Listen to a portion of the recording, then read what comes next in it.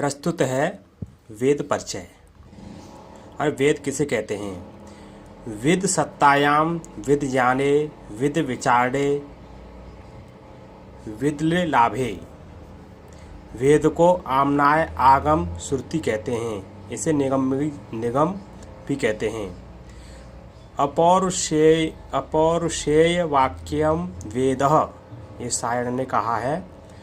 मंत्र ब्राह्मणयोर्वेद नाम ध्येयम। वेद शब्द मंत्र संहिताएं और ब्राह्मण आरण्यक उपनिषद के लिए प्रयुक्त हुआ है। मंत्रों के संग्रह को संहिता कहते हैं। अब प्रस्तुत है वेदांग। वेदांग के 6 अंग हैं: शिक्षा, कल्प, व्याकरण, निरुक्त, छंद, ज्योतिष। तैत्तिरीय उपनिषद में शिक्षा के अंग 6 बताए गए हैं, जिसमें वर्ण, स्वर, मात्रा, बल, साम एवं संतान। ऋग्वेद में व्याकरण को एक वृषभ की संज्ञा दी है। अब आएगा कल्प।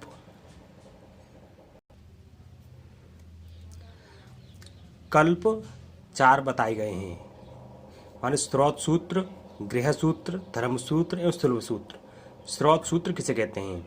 स्रोत सूत्र यज्ञ, दर्श, पौर्णमास है, सोमयाग, वाजपेय, राजसूय, अश्वमेध, पुरुषमेध, दक्षिण आवाहनी, गाहार्यपत्य, अग्नि नाम, इष्टि नाम, माने इसको स्रोत सूत्र कहते हैं।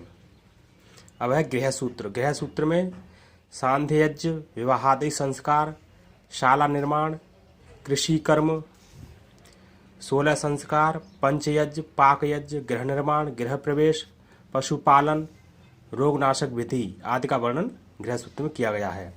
धर्म सूत्र में नीति, धर्म, रीति, चतुर्वर्ण आश्रम के कर्तव्य एवं सामाजिक नियम का वर्णन धर्म सूत्र में किया गया है। अब है सुलभ सूत्र रज्जु द्वारा वेदी की माप एवं रचना विधि का वर्णन किया गया है। सुलभ कहते हैं रज्जु को, यानी रस्सी।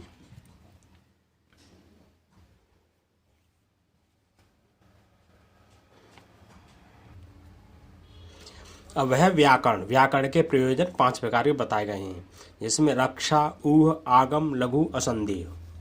निघंटु में केवल शब्दों का संग्रह है, जबकि निरुक्त में शब्दों का निर्वचन भी मिलता है। निघंटु में 5 अध्याय तथा निरुक्त में 12 अध्याय हैं। 2 भाग अध्याय परिशिष्ट भाग में दिए गए हैं, अतः 12 + 2 = 14 अध्याय हैं। प्रथम, द्वितीय, तृतीय अध्याय को नैघंटुक कांड भी कहा जाता है। चौथे से 6 तक को नैगम कांड या एक पदिक माना जाता है। सप्तम से 12 तक को दैवत कांड के नाम से जाना जाता है। अब है निरुक्त के विषय 5 हैं: वर्णागम, वर्ण विपर्य, वर्ण विकार, वर्णनाश, धातुओं का अनेक अर्थों में प्रयोग। अब है छंद। वैदिक छंदों में अक्षर गणना मुख्य है। लौकिक छंदों में गुरु, लघु पर विचार किया जाता है।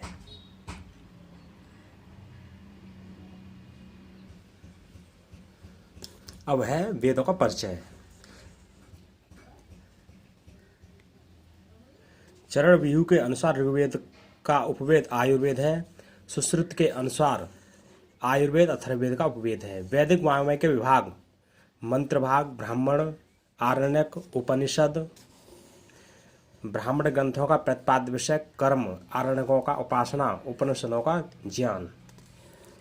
गृहस्थों के लिए ब्राह्मण भाग, वानप्रस्थियों के लिए आरण्यक, सन्यासियों के लिए उपनिषद का वर्णन किया गया है। वेदों के संरक्षण हेतु 8 उपाय किए गए हैं, जिन्हें अष्टविकृतियां कहते हैं। उनके नाम जटा, माला, शिखा, रेखा, ध्वज, दंड, रथ, घन हैं। मैक्स मूलर ने वैदिक साहित्य को 4 भागों में विभक्त किया है: छांदस युग यानी मंत्र रचना काल, मंत्र युग संहिता विभाजन काल, ब्राह्मण युग ब्राह्मण आरण्यक उपनिषद ग्रंथ, सूत्र युग कल्प सूत्र एवं वेदांग। पदकार: ऋग्वेद के शाकल्य, यजुर्वेद के आत्रेय, तैत्तिरीय संहिता, सामवेद के गार्ग्य। सांख्य के अनुसार वेद अपौरुषेय तथा स्वतः प्रमाण कहे गए हैं। कल्प सूत्र का अर्थ है विधि या नियम। सूत्र का अर्थ है स्वल्प अक्षर वाले सारूप दोष शून्य वाक्य।